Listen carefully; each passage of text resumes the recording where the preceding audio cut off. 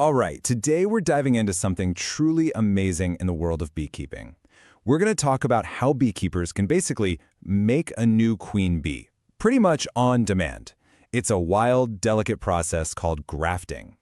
So have you ever actually wondered how a new queen bee gets made? It's definitely not just luck. It's this incredible, delicate science that gives beekeepers so much influence over their colonies. So how in the world do they convince a whole hive to raise a brand new monarch? Well, let's get right into it. So the first phase is all about what I like to call preparing the royal cradles. And the whole thing starts not with a bee, but with a tiny little cup. You've got to create the absolute perfect little home for a future queen. Now, when it comes to these cups, beekeepers have two main choices. On one hand, you have your traditional wax cups. Bees tend to love these because it's a natural material, which means you usually get a higher success rate. On the other hand, you have plastic cups. The big plus here is that they're reusable. And a little pro tip is that beekeepers will often coat them in beeswax to make them a bit more inviting. But here's the thing, you can't just toss these cups into a hive and expect it to work. The bees will just see them as, well, junk. The trick is getting the colony to accept them. To do that, beekeepers will put the empty cups inside a queenless hive for about 24 hours. They give them a little spritz of sugar water, which encourages the worker bees to come clean them up. And in the process, they cover the cups in the colony's unique scent. It's kind of like a housewarming party. They make them smell like home. Okay, so the cradles are ready. They smell right and the bees have accepted them. Now comes what is maybe the most critical decision of this entire process, choosing the successor. We're talking about selecting one single tiny larva that has the potential to become royalty. And when I say tiny, I really mean it. The age here is absolutely non-negotiable. The chosen larva must be less than 24 hours old. That is a hard and fast rule. See, only a larva this young can be properly developed into a queen by the worker bees. If it's any older, that window of opportunity just slams shut. So the mission is clear. The beekeeper has to perform what is basically microscopic surgery. They need to lift this incredibly fragile little larva out of its original cell and gently place it into one of those brand new prepared queen cups. And this brings us to the delicate transfer.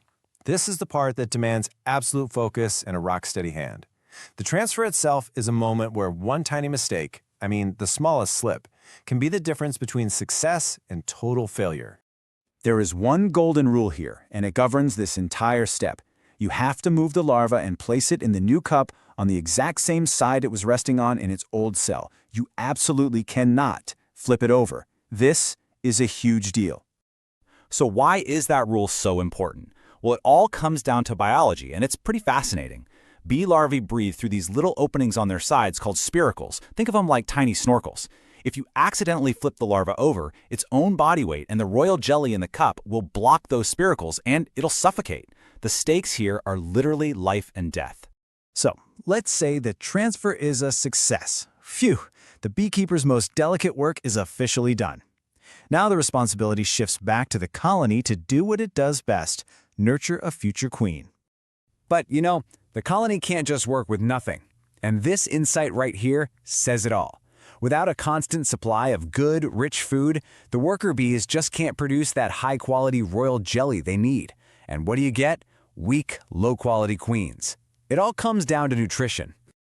So this all kind of boils down to a final checklist for success. First, you return the grafted cups to that queenless hive. Then, you make absolutely sure they have tons of protein-rich food. If natural pollen is scarce, you got to use supplements. And then, you wait. You come back in 24 hours to see if the bees have accepted the larvae and started their work. And if everything goes according to plan, the colony accepts its new charge, and the incredible transformation from a nearly invisible little larva into a powerful monarch finally begins. You can actually watch this final journey happen. First comes acceptance. The bees start building out the special wax queen cell around her. Next, they cap the cell, sealing her inside for her metamorphosis. And finally, the big moment. A new, fully formed queen emerges.